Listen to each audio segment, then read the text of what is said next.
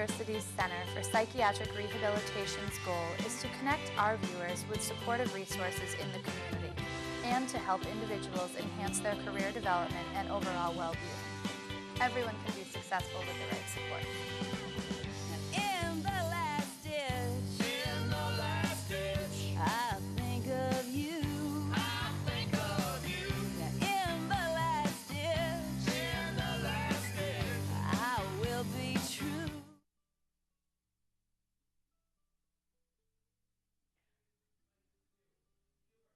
Good afternoon. Welcome to Employment for All. My name is Kimberly Bissett, and I'm here to help you get a job, change jobs, or advance in the job you currently have.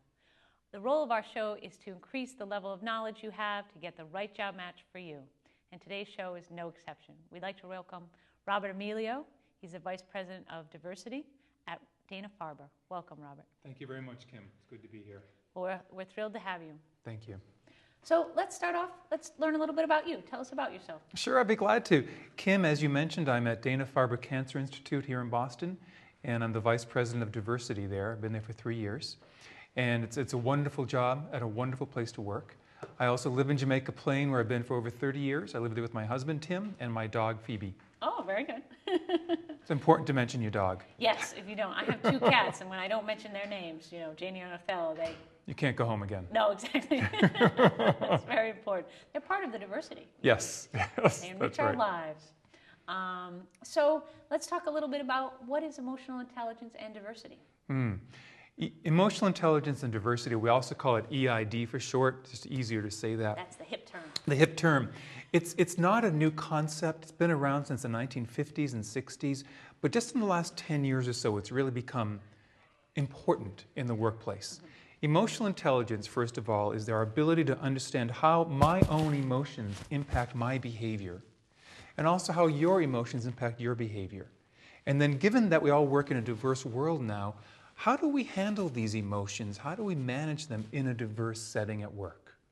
So in a nutshell, it's really about knowing my emotions, putting them into behavior, and creating a world at work that we all want to work in. Absolutely. So it's really figuring out who you are and how you interact, and then how do you interact really in a skillful way with other people. Exactly. Yes. Perfect. Yes. Perfect. So I think this would be a great time to go into, we have a PowerPoint as we do every week at Employment for All, and we kind of do the top 5 do's and don'ts. It kind of crystallizes what we're going to talk about here today. Great. So we have our PowerPoint up, and we're going to talk about number 1. So number 1 is increase your level of self-awareness. Tell us about that. Let's start there. The reason we put that first off, obviously, is because a lot of us aren't aware of our emotions and how our emotions impact our behavior.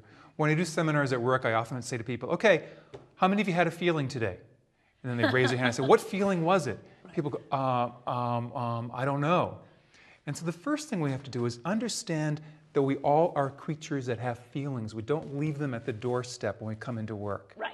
Be aware of what your feelings are and how you're acting them out Right. with other people. Absolutely, because you know what impacts you. I talked to a gentleman the other day, and he was like, my mother's very sick. Well, that's going to impact the way he said, I have a shorter fuse at work, and we have to be aware of that. We have to know, okay, this is what's going on at home. I may be different. Absolutely. So it's Yes. important to know. Yes. And number 2 is do manage your emotions. Mm-hmm. I think the word manage is really key there. A lot of people think about when I come to work, I have to control my emotions. Yes, I must be very prim and proper and say That's right. exactly the right thing. There's Yes. no place for emotions at work. And that would be great if we were robots, but we're not robots. We're human beings. We're dynamic creatures. Right.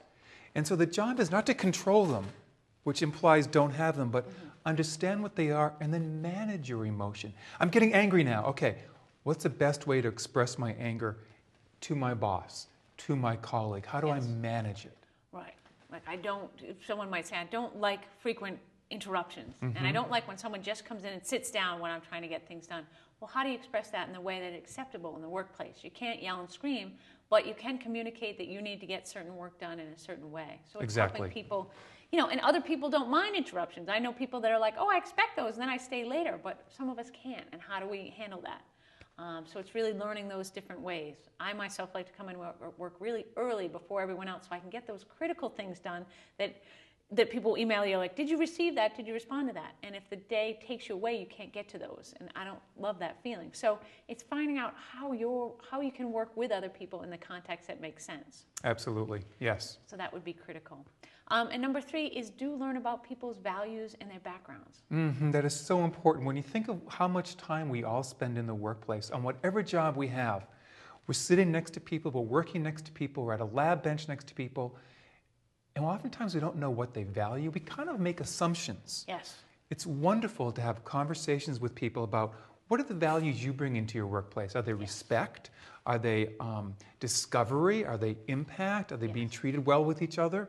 Those sorts of things are what we think are important for values and how they impact behavior. Absolutely, absolutely. And number 4 is do really think about your role in the workplace.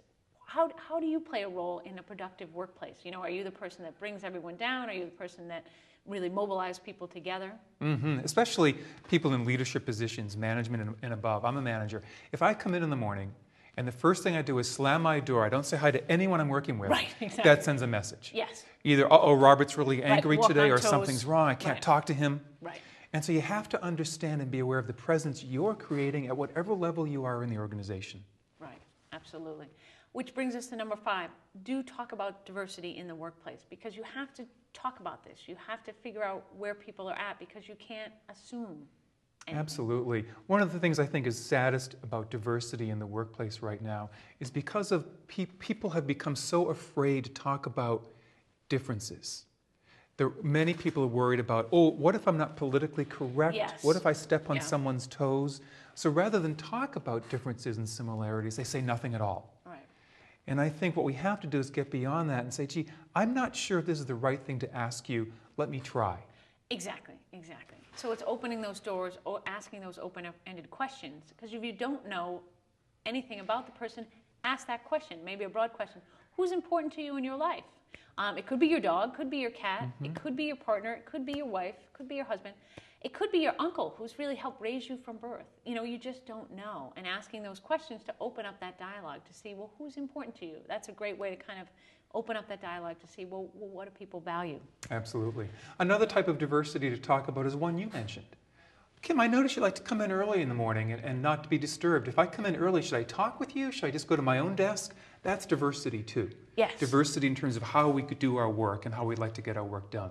Absolutely, and it's learning those skills. I know I work with a lot of different people, and sometimes my interns come in a little earlier, and I ask them, could you come in and say hello to me? And some of them thought they were disturbing me because they know I come in early, and I said, I really like to know who's here and when, and they work upstairs, so could you come down and say hello in case I have a pressing project, and then you're right on top of mine. And I had one intern who would kind of come to the end of the hall and say, hi Kim, and run the other way. And so I had to Who was that? Yeah, I said, I know someone was here.